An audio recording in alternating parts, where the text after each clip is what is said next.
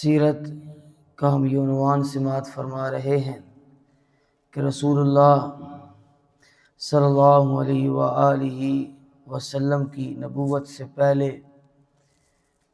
اللہ تعالیٰ کی جانب سے ظاہر ہونے والی علامات۔ یہ باب، اس کی اہمیت تیسرا دن ہے عرض کر رہا ہوں کہ اس باب پر یعنی آپ صلی اللہ علیہ وسلم کی نبوت سے پہلے علامات پر اتنا زور نہیں دیا جاتا تھا، لیکن آج ضرورت اس کی اس لیے ہے کیونکہ مستشرقین کا ایک پورا گروہ اس بات پر تلا ہوا ہے کہ رسول اللہ صلی اللہ علیہ وآلہ وسلم اچانک آپ کو خیال آیا اور آپ نے 40 سال کے بعد نبوت کا اعلان کر دیا۔ تو ہم اس اعتراض کو گزشتہ 3 دنوں سے حل کر رہے ہیں کہ آپ صلی اللہ علیہ وآلہ وسلم کو اچانک خیال نہیں آیا معاذ اللہ، بلکہ نبوت سے پہلے بھی اللہ تعالیٰ نے علامات کا اظہار فرمایا۔ حرب الفجار اور حلف الفضول، ان دونوں کا ذکر ہو چکا ہے۔ چونکہ یہ اس سیرت کے باب میں آتے ہیں تو مختصر ذکر اور علامات کا ظاہر ہونا بیان کر دیتے ہیں کہ حرب الفجار، حرب کہتے ہیں جنگ کو، یہ جنگ آپ صلی اللہ علیہ وآلہ وسلم 14 سال کے تھے۔ قریش اور قبیلہ قیس کے درمیان شدید لڑائی ہوئی، 4 یا 6 دن لڑائی رہی اور آخر پھر عتبہ کی کوششوں سے اس جنگ کا خاتمہ ہوا۔ آپ صلی اللہ علیہ وآلہ وسلم کے چچا زبیر نے چونکہ بڑھ چڑھ کر اس جنگ میں حصہ لیا، تو آپ صلی اللہ علیہ وآلہ وسلم اپنے چچاؤں کے ساتھ میدان کارزار میں ضرور گئے، اور تیر پکڑانا بھی 2 روایتوں سے ثابت ہے، لیکن آپ صلی اللہ علیہ وآلہ وسلم نے براہ راست اس جنگ میں حصہ نہیں لیا۔ ہاں، اتنا ضرور آتا ہے کہ تعجب خیز بات یہ ہے کہ جب آپ اس جنگ کے اندر تشریف ہوتے تو پلڑا قریش کا بھاری ہو جاتا، اور جب آپ نہ ہوتے تو قریش کا پلڑا جھک جاتا۔ تو یہ صورتحال دیکھ کر زبیر کہنے لگے، لا تغب عنا ابنی، اے ہمارے بیٹے ہم سے جدا نہ ہوئے کرو، کیونکہ جب تک تم رہتے ہو تو اللہ ہمارا پلڑا بھاری رکھتا ہے۔ یہ علامت نبوت کا اظہار ہوا۔ حلف الفضول، یہ 3 شخص تھے، فضل بن فضالہ، فضل بن وداع اور فضل بن حارث۔ انہوں نے بہت پہلے ایک معاہدہ مرتب کیا تھا کہ مکہ چونکہ عالمی شہر ہے، باہر سے لوگ آتے ہیں تجارت کے لیے بھی، حج کے لیے بھی، تو ہم کسی باہر سے آئے ہوئے شخص کا مال نہیں کھائیں گے، ہم ان کے مالوں کے محافظ ہوں گے۔ امن ہوگا تو لوگ آئیں گے، امن ہوگا تو تجارت بڑھے گی۔ تو ایک شخص زبید نامی قبیلے کا فرد تھا، وہ مکہ مکرمہ آیا اور عاص بن وائل مشہور سردار ہے، اس سے تجارت کا معاہدہ کیا، اور عاص بن وائل نے سامان لے لیا لیکن پیسے نہیں دیے اور پیسے دبا گیا۔ اس پر وہ شخص آیا اور پہاڑ ابو قیس پر چڑھا اور کہنے لگا کہ یا آل فہر لمظلوم بضاعتہ ببطن مکہ نائی الداری والنفری، اے اہل فہر، میں ایک مظلوم ہوں اور تمہیں پکار رہا ہوں کہ جس کا سارا ساز و سامان مکہ کے سردار نے چھین لیا ہے اور جس کا گھر یہاں سے دور ہے، میری مدد کے لیے آؤ۔ تو یہ واقعہ، یہ جس نے پکارا، اس واقعہ کے بعد بنی ہاشم، بنی زہرہ، بنی اسد، یہ قبائل جمع ہوئے اور انہوں نے کہا کہ ہمیں حلف الفضول کو دوبارہ نئے سرے سے مرتب کرنا چاہیے۔ اور عبداللہ بن جدعان، یہ ہم ذکر کر چکے ہیں تفصیل سے کہ آپ صلی اللہ علیہ وسلم فرماتے ہیں کہ میں بھی اس وقت موجود تھا جب عبداللہ بن جدعان کے پہلے دارالندوہ میں، ہم نے نقشے کے ساتھ کیا تھا، اگلے اس میں نقشے میں ہے کہ پہلے دارالندوہ میں یہ مکہ کے کعبۃ اللہ کی شمال کی جانب دار الندوہ ہے، یہاں پارلیمنٹ کا اجلاس ہوا کرتا تھا۔ تو اس پارلیمنٹ کی اجلاس کے اندر یہ طے پایا کہ ہم عبداللہ بن جدعان کے گھر جمع ہوں گے، جمع ہوئے اور پھر یہ معاہدہ طے پایا۔ آپ صلی اللہ علیہ وسلم فرماتے تھے کہ اس معاہدے کے اندر شرکت کرنا، لو دعیت بہ لاجبت، آج بھی کوئی مجھے حلف الفضول کا نام لے کے امن طلب کرے گا تو میں محمد صلی اللہ علیہ وآلہ وسلم اس کو امن دینے کے لیے تیار ہو جاؤں گا۔ اور اس کی اہمیت یہ تھی کہ آپ فرماتے ہیں اگر مجھے سرخ اونٹ دے دیے جائیں تو میرے لیے وہ بہتر نہیں ہے، اس حلف الفضول میں شرکت بہتر تھی۔ سیرت کا اس سے کیا تعلق ہے؟ سیرت کا اس سے یہ تعلق ہے کہ آپ ابھی نبی نہیں بنے اور مکہ میں امن کا معاہدہ ہو رہا ہے اور رسول اللہ صلی اللہ علیہ وآلہ وسلم پیش ہیں، اور جب آپ نبی بن گئے پھر تو آپ پوری دنیا کے لیے امن کا پیغام لے کر پوری دنیا میں اسلام کا جھنڈا لہرانے والے تھے۔ اسلام امن کا پیغام دیتا ہے، اور اسلام میں جو جہاد کا نظریہ ہے وہ بھی امن کے لیے ہے کہ قاتل الذین لا یؤمنون باللہ ولا بالیوم الآخر، قتال کرو ان سے جو اللہ اور اس کے رسول پر ایمان نہیں لاتے۔ علت کیا ہے؟ حتی لا تکون فتنہ ویکون الدین کلہ للہ، دین نظام اللہ کا ہو جائے اور فتنہ باقی نہ رہے۔ تو جہاد فتنے کے خلاف ہے، جہاد کافر کے خلاف نہیں ہے، وگرنہ عرب کے اندر خود کفار رہتے تھے۔ آپ صلی اللہ علیہ وآلہ وسلم نے تو ذمیوں کے حقوق کی بات کی ہے۔ جہاد کس کے خلاف ہے؟ فتنہ پھیلانے والوں کے خلاف، ظلم اور ناانصافی پھیلانے والوں کے خلاف۔ اب ہم آگے چلتے ہیں سیرت کے اہم باب کی طرف۔ آپ صلی اللہ علیہ وآلہ وسلم کی عمر 25 سال کی ہو چکی ہے اور آپ نے شام کا دوسرا سفر کیا۔ اس سفر کا پس منظر یہ ہے، کیونکہ ابو طالب یہ ذکر ہو چکا ہے کہ مال کی کثرت نہیں تھی، تنگ دست تھے اور گزران مشکل تھا، اور کعبۃ اللہ کی خدمت کی وجہ سے کچھ کر بھی نہیں سکتے تھے، تو زیادہ تنگ دستی ہوئی۔ ایک روایت یہ ہے کہ آپ نے کہا کہ تجارتی قافلہ جا رہا ہے، ابو طالب نے کہا میں بات کرتا ہوں کہ ختیجہ الکبریٰ رضی اللہ تعالی عنہا، جن کا لقب طاہرہ تھا، آگے آئے گی یہ بات۔ طاہرہ کیوں تھا؟ ان کی پاک دامنی کی وجہ سے۔ طاہرہ کیوں تھا؟ ان کے باوقار ہونے کی وجہ سے ان کا لقب اسلام سے پہلے ہی طاہرہ تھا۔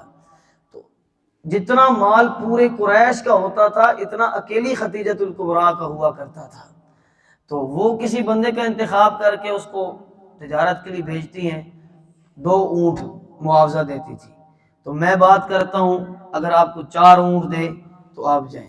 آپ صلی اللہ علیہ وآلہ وسلم نے فرمایا ہو سکتا ہے وہ خود رابطہ کر لے، آپ کو ضرورت نہیں۔ ایک روایت ہے کہ ابو طالب خود گئے، دوسری میں ہے کہ ختیجہ الکبریٰ رضی اللہ تعالی عنہا، چونکہ آپ کی امانت، دیانت، صداقت کے چرچے ہو چکے تھے، لوگ آپ کو امین کہتے تھے، بلکہ ہم نے کل روایت بھی سنی شعر کہ عصمت للارامل، آپ صلی اللہ علیہ وآلہ وسلم تو وہ شخصیت ہے کہ جو بچپن ہی سے ابیض یستسقی الغمام بوجہہ، آپ کے چاند جیسے چہرے کو دیکھ کر بادلوں کو بھی حیا آ جاتا ہے۔ لسام الیتامی وعصمت للارامل، آپ یتیموں کے ماوا و ملجا تھے اور بیواؤں کا سہارا تھے، امانت دیانت کے چرچے ہو چکے تھے۔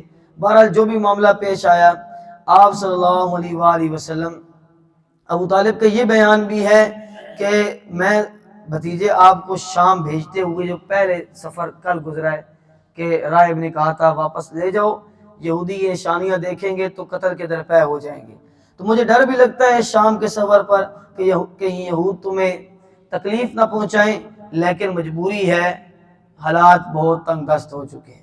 آپ صلی اللہ علیہ وآلہ وسلم کے ساتھ مئی ختیجۃ الکبریٰ کا غلام میسرہ یہ ساتھ گیا، اور اب سفر کے دوران آپ کی علامات کا اظہار ہو رہا ہے۔ یہ علامات نبوت کا آخری باب ہے ہمارا، نبوت سے پہلے آپ کی علامات کا اظہار ہونا۔ سفر کے دوران 2 اونٹ تھک کر سست ہو گئے اور آپ صلی اللہ علیہ وسلم قافلے کے اگلی جانب تھے، میسرہ ان اونٹوں کے ساتھ تھا۔ میسرہ آئے اور انہوں نے جانب دو عالم صلی اللہ علیہ وآلہ وسلم کو مطلع کیا کہ اونٹ نکارہ ہو گئے ہیں، خطرہ ہے کہ ہم پیچھے رہ جائیں گے، اونٹ چل نہیں پا رہے۔ آپ صلی اللہ علیہ وآلہ وسلم آئے اور اونٹوں کی ٹانگوں پر اپنا دست مبارک پھیرا۔ جب آپ نے دست مبارک پھیرا تو اونٹوں کی سستی یک بارگی ختم ہو گئی، اونٹ تر و تازہ ہو گئے اور چلنے لگے۔ یہ آپ کی نبوت کی علامت نبوت سے پہلے ظاہر ہو رہی ہے۔ تو کوئی آپ کو اچانک خیال نہیں آیا، بلکہ اللہ نے آپ کے ساتھ یہ معاملات پہلے سے ہی کرنا شروع کر دیے تھے۔ آپ بچپن ہی سے بابرکت شخصیت تھے۔ اب راستے میں نستورہ راہب سے ملاقات ہوئی۔ نون کے اوپر پیش اور زبر دونوں پڑے گئے ہیں، نستورہ اور نستورہ، زیادہ معتبر روایت نستورہ کی ہے۔ اب یہ راستے میں گرجا آتا ہے، معبد خانہ، وہاں پر پڑاؤ ہوا تو ایک درخت کے نیچے آپ صلی اللہ علیہ وآلہ وسلم جا بیٹھے۔ اب نستورہ آپ کو دیکھ رہا ہے اور درخت کا معاملہ دیکھ رہا ہے کہ قافلے کے ساتھ جب آپ چل رہے ہیں تو ایک ابر آپ کے اوپر سایہ کیے ہوئے، پھر درخت کے نیچے بیٹھے ہیں تو ٹہنیاں جھک رہی ہیں، جیسے کل کے ایک واقعے میں گزر چکا ہے۔ اب نستورہ دیکھ رہا ہے اور حیران ہو کہ رسول اللہ صلی اللہ علیہ وآلہ وسلم کو آپ کی زیارت کر، تو اس نے میسرہ کو بلایا۔ اور میسرہ کو کیوں بلایا؟ چونکہ میسرہ ہر سال شام کا سفر کرتے تھے تجارتی، اور اس راہب کو جانتے تھے، پتہ تھا کہ یہ بندہ آشنا گزرتا ہے یہاں سے، تو بلایا اور کہنے لگا کہ یہ جو ان کی آنکھوں کے اندر ایک سرخی ہے، یہ رہتی ہے، اس کے پاس اب یہ نشانی تھی۔ پچھلے راہب تھے، ان کے پاس کیا نشانی تھی کہ آپ، ایک راہب نشانی یہ دی ستارہ طلوع ہوگا، یوم الاثنین کو آپ سوموار کے دن پیدا ہوں گے، سوموار کے دن نبوت ملے گی، سوموار کے دن وفات پائیں گے، اور جب آپ صلی اللہ علیہ وسلم کی وفات ہوئی تو سوموار ہی کا دن تھا۔ اب اس راہب کے پاس ایک اور نشانی تھی، تو پوچھنے لگا کیا ان کی آنکھوں میں سرخی رہتی ہے؟ تو میسرہ کہنے لگے کہ ہمہ وقت رہتی ہے۔ تو کہنے لگا ہوا وہوا نبی وہوا آخر الانبیاء، ہاں یہ وہی ہے جس کی باتیں ہمیں عیسیٰ بن مریم علیہ السلام بتایا کرتے تھے، اور یہی آخری نبی ہوں گے، ان کی نشانیاں پوری ہیں۔ حالات دیکھ یہ علامات نبوت کا اظہار ہو رہا ہے نبوت سے پہلے۔ اور پھر آپ صلی اللہ علیہ وآلہ وسلم کے دست مبارک کو چوما اور آپ سے مہر نبوت کے بارے میں دریافت کیا، اور آپ صلی اللہ علیہ وآلہ وسلم نے بتایا تو کہنے لگا اشہد انک رسول اللہ النبی الامی الذی بشر بہ عیسیٰ علیہ السلام، میں گواہی دیتا ہوں کہ آپ وہی رسول بنیں گے جس کی عیسیٰ بن مریم علیہ السلام بشارت دیا کرتے تھے۔ کاش کہ میں اس وقت موجود ہوں جب آپ نبوت کا اعلان کریں اور آپ کی قوم آپ کی مخالفت کرے۔ یہ نستورہ کا بیان آ گیا، تو یہ نبوت سے پہلے آپ کے ان باتوں کا اظہار ہے۔ اب میسرہ کا بیان ہے کہ جب بصرہ کے بازار میں آپ ساتھ ہوئے تو جتنا منافع ہر سال ہوتا تھا اس کا دگنا منافع ہوا، اللہ نے اتنی خیر و برکتوں کا نزول فرمایا۔ میسرہ کہتے ہیں میں مدت سے اپنی مالکہ کے لیے تجارت کر رہا ہوں، مگر اتنا نفع اور اتنی برکت آج تک ہمیں نہیں ہوئی۔ یہ نبوت کی برکات ہیں۔ پھر میسرہ کا یہ بیان بھی ہے کہ جب گرمی شدت کی بڑھ جاتی قافلے کے اوپر تو آپ صلی اللہ علیہ وآلہ وسلم کے ساتھ ایک بادل، ایک ابر مسلسل سایہ کیے ہوئے رکھتا ہے۔ جب واپس آئے تو میسرہ نے خدیجۃ الکبریٰ رضی اللہ تعالی عنہا کو یہ ساری صورتحال بتائی کہ راستے میں یہ ہوا، اس طرح ہم نے نفع کمایا، اور آپ کی یہ کرامات کا اظہار ہوا، ان علامات کا اللہ نے اظہار کیا۔ اور سیدہ خدیجہ کی تو پاک دامنی پہلے سے مشہور تھی، ان کی پہلے شادی ابو حالہ تمیمی سے ہوئی، اور ان سے دو بیٹے پیدا ہوئے، ہند اور حالہ، اور ایک بیٹی بھی تھی جس کا نام ہند تھا۔ یہ دونوں مشرف با اسلام ہوئے، ہند اور حالہ، اور ہند بڑے فصیح اللسان تھے، اور یہ آپ صلی اللہ علیہ وآلہ وسلم کا پورا حلیہ بیان کرنے والے چند صحابہ میں سے ان ہند کا بھی شمار ہوتا ہے، اور فرمایا کرتے تھے کہ رسول اللہ صلی اللہ علیہ وآلہ وسلم میرے والد ہیں خدیجۃ الکبریٰ میری والدہ ہیں، اور قاسم جو رسول اللہ صلی اللہ علیہ وآلہ وسلم کے بعد میں بیٹے ہوئے، ذکر آگے آئے گا، تو یہ میرے بھائی ہیں، اور فاطمہ میری بہن ہے، اور میرے ماں باپ بہن بھائی سب عرب کے معزز ترین لوگ ہیں۔ یہ ان کا بیان ہے۔ اور حالہ یہ بھی صحابی بنے، اور آپ صلی اللہ علیہ وآلہ وسلم ان سے بڑا پیار فرمایا کرتے تھے۔ مدینہ منورہ میں یہ آپ صلی اللہ علیہ وسلم سے ملنے آئے تو آپ صلی اللہ علیہ وسلم اس وقت آرام کر رہے تھے، مگر ان کی جب آواز دروازے پر آئی، حالہ کی آواز پہچانی، تو آپ صلی اللہ علیہ وسلم اٹھ کر باہر آئے اور اپنے سینے سے ان کو لگا لیا، اور مسرت بھرے لہجے کے ساتھ آپ کہہ رہے تھے حالہ حالہ حالہ، میرا بیٹا حالہ آیا ہے، میرا بیٹا حالہ ہے۔ یہ رسول اللہ صلی اللہ علیہ وآلہ وسلم کا اپنی بیوی خدیجۃ الکبریٰ رضی اللہ تعالیٰ عنہ کی اولاد سے پیار تھا۔ پھر ان کی دوسری شادی جو ہے وہ عتیق بن عابد سے ہوئی تھی، وہ بھی فوت ہو گئے۔ تو اس کے بعد قریش کے بڑے بڑے معزز سرداروں نے آپ کو نکاح کا پیغام دیا، لیکن اللہ نے انتخاب کر رکھا تھا تو آپ صلی اللہ علیہ وآلہ وسلم کے لیے کر رکھا تھا۔ ہمیشہ نکاح کا پیغام لڑکے والے بھیجتے ہیں، اور یہ شادی ایسی تھی کہ اس کے اندر پیغام لڑکی والے بھیج رہے ہیں۔ سیدہ خدیجہ الکبریٰ رضی اللہ تعالیٰ عنہا کی جانب سے پیغام نکاح موصول ہوا۔ اس کی تفصیل بھی بعض زرقانی نے اور سیر الحلبیہ نے نقل کی کہ آپ پہلے دریافت کرنا چاہتی تھی کہ آپ کا مزاج کیا ہے، تو آپ کی ایک قریبی عورت تھی نفیسہ، اس نے وہ آئی آپ صلی اللہ علیہ وسلم کے پاس معلومات لینے کے لیے، تو کہنے لگی کہ آپ نکاح کیوں نہیں کر لیتے؟ تو آپ نے فرمایا کہ میرے تو حالات نہیں ہیں، روپے پیسے نہیں ہیں، اور ابھی تک خیال بھی نہیں ہے۔ تو کہنے لگی کہ اگر روپے پیسوں کا انتظام ہو جائے، کوئی مالدار عورت مل جائے تو آپ صلی اللہ علیہ وسلم نے فرمایا مطلب؟ کہنے لگی کہ اگر خدیجۃ الکبریٰ رضی اللہ تعالیٰ عنہا سے آپ کا نکاح ہو جائے تو آپ فرمانے لگے کہ معزز قریش کے سردار نکاح کا پیغام دے چکے ہیں، بھلا وہ میرا انتخاب کیوں کریں گی؟ فرمایا نہیں، اگر کرے تو آپ صلی اللہ علیہ وسلم نے فرمایا میں اپنے چچا سے مشورہ کروں گا۔ اور پھر ابو طالب سے مشورہ کیا گیا، اور ابو طالب گئے اور حضرت خدیجۃ الکبریٰ کے چچا عمرو بن سعد جو وکیل بنے تھے ان سے معاملات طے کیے، اور رضامندگی ہوئی، اور آپ صلی اللہ علیہ وآلہ وسلم کا نکاح ہو گیا۔ اور نکاح کا خطبہ جو ہے وہ ابو طالب نے دیا۔ ہم گزشتہ مذہبی حالات کے اندر یہ پڑھ چکے ہیں کہ عرب کے اندر نکاح، طلاق، ختنے کرنا، جنازہ، یہاں تک کہ نماز کا تصور بھی، حاجیوں کو ستو پلانا، طواف کرنا، یہ ساری مذہبی باتیں ان کے اندر موجود تھی، اللہ کو مانتے تھے۔ اختلاف کیا تھا یہ ذکر ہو چکا ہے، اور آگے انشاءاللہ 2 سبقوں کے بعد جب آپ کی نبوت کا اعلان ہوگا پھر ہم اس طرف تفصیل سے اشارہ کریں گے۔ اب خطبہ کہہ دیا، اما بعد فإن محمدًا مما لا يوازن به فتى من قریش الا رجح به شرفا ونبلا وفضلا وعقلا، کہ محمد کریم صلی اللہ علیہ وآلہ وسلم اللہ کی تعریفوں کے بعد یہ وہ شخصیت ہے قریش میں کہ ان کا شرف، ان کی فضیلت، ان کی عقل، ان کی نجابت کو اگر ایک ترازو میں رکھ دیا جائے تو سارے قریش پر ان کی شرافت، ان کی نجابت اور ان کی عقل سارے قریش پر حاوی آ جائے گی۔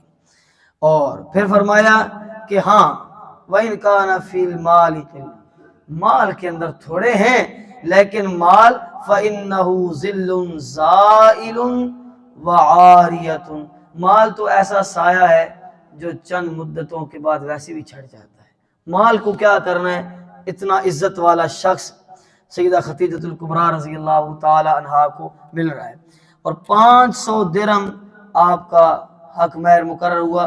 اور بھی روایات ہیں اونٹوں کے متعلق، لیکن متفقہ روایت یہ 500 درہم ہی کی ہے۔ تو اس طرح آپ صلی اللہ علیہ وآلہ وسلم کا نکاح ہوا، اور اس نکاح کے وقت آپ کی عمر مبارک 25 سال تھی، اور سیدہ خدیجۃ الکبریٰ رضی اللہ تعالی عنہا جو 2 شوہروں سے گزر کے آ چکی تھی، بیوہ تھیں، اور آپ کی عمر 40 سال تھی۔ کتنی سال تھی؟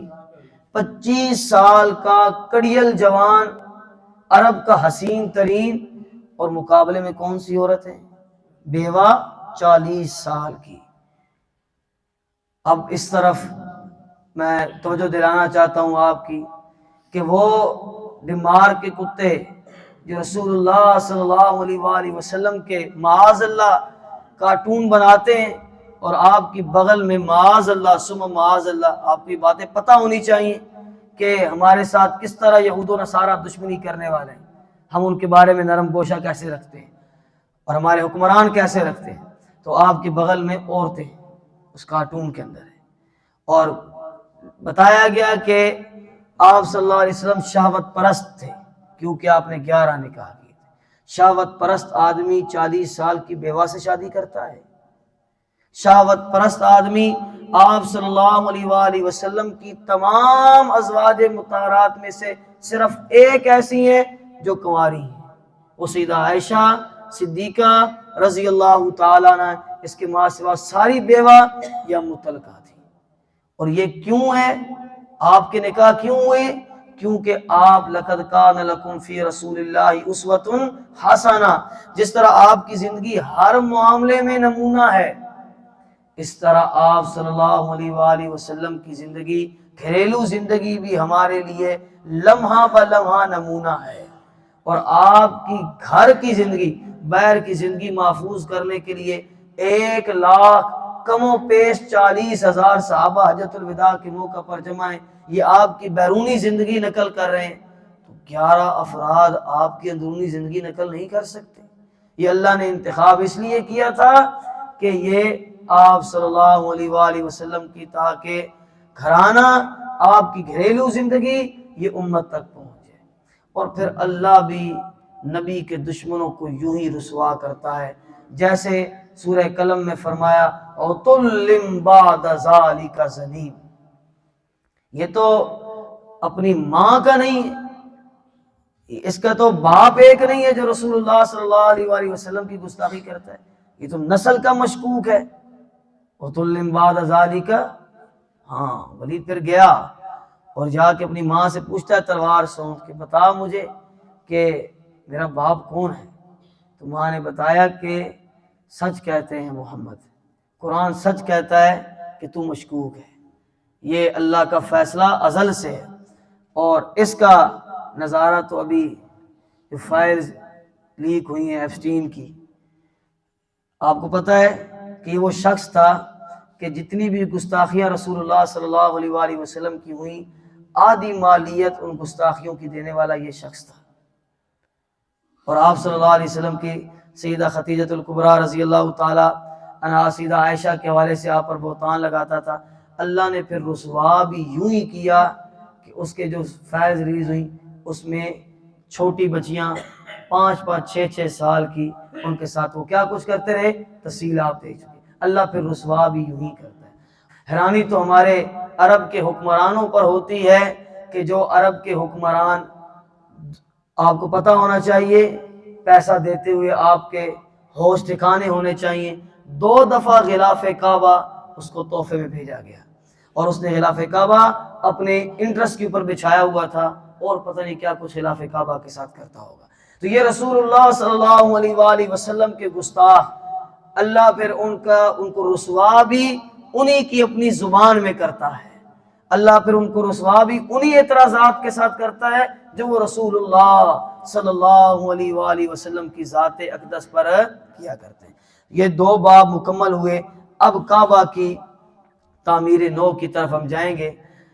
اس سے پہلے چونکہ آج جمعہ تھا، آج ہم نے چھٹی کر لی، اور پھر ہم نے اس درس کا انتخاب اس لیے کر لیا کہ چھٹی کر لی تو پھر آپ لوگوں کی ترتیب خراب ہو جائے گی۔